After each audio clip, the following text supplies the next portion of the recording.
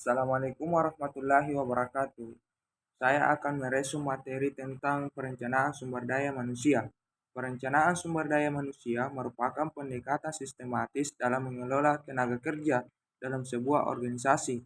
Proses ini mencakup perencanaan kebutuhan tenaga kerja, pengadaan, pengembangan, pengelolaan, dan optimalisasi sumber daya manusia agar tujuan organisasi tercapai efektif dan efisien.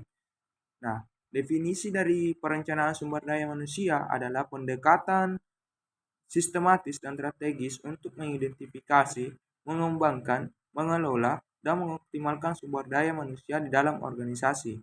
Nah, manfaat perencanaan manusia itu sendiri adalah yang pertama itu pemetaan kebutuhan tenaga kerja, mengidentifikasi kebutuhan karyawan untuk pencapaian tujuan organisasi.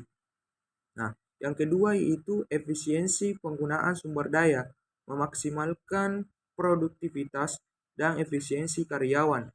Yang ketiga itu pengembangan karyawan, menyediakan kesempatan pengembangan dan pertumbuhan. Nah, itu adalah beberapa manfaat dari perencanaan SDM itu sendiri. Nah, selanjutnya saya akan menjelaskan tentang proses perencanaan SDM. Proses perencanaan SDM terbagi atas 4 tahapan. Yang pertama itu tahap rekrutmen dan seleksi. Nah, di sini adalah rekrutmen dan seleksi, menarik dan memilih karyawan yang sesuai.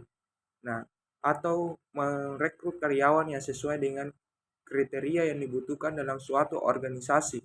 Contohnya ketika kita membutuhkan manajemen operasional keuangan, maka kita membutuhkan karyawan yang mengerti akan akuntansi, akuntansi biaya, dan lain-lain atau yang menyangkut tentang keuangan itu sendiri. Nah, yang kedua yaitu analisis kebutuhan.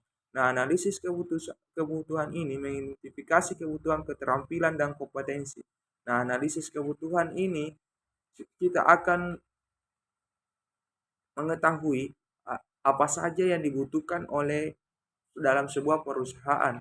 Misalkan kita membutuhkan sebuah manajer, maka kita merekrut seorang manajer. Nah, pelatihan dan pengembangan, mengembangkan keterampilan dan pengetahuan karyawan. Nah, di di proses perencanaan SDM yang ketiga ini, kita sebagai seorang pimpinan instansi harus mengembangkan skill yang dimiliki oleh karyawan kita agar menjadi pekerja yang kompeten di bidangnya masing-masing. Contoh mengadakan pelatihan setiap minggu.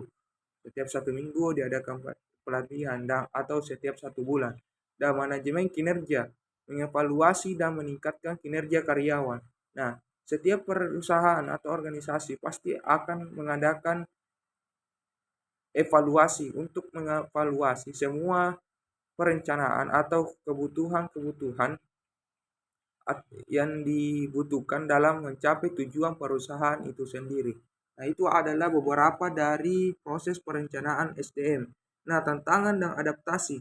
Nah, selain itu, di manajemen perencanaan sumber daya manusia atau MSDM itu sendiri terdapat tantangan atau adaptasi dan tidak semuanya apa yang direncanakan itu pasti akan mengalami kendala-kendala.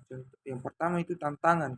Nah, tantangan pengertian di sini yaitu mengatasi perubahan teknologi, kebutuhan keterampilan yang berubah dan faktor eksternal. Nah, mengatasi perubahan teknologi setiap tahunnya atau setiap tahun waktu pasti teknologi akan semakin canggih. Nah, itu menjadi tantangan tersendiri buat perusahaan.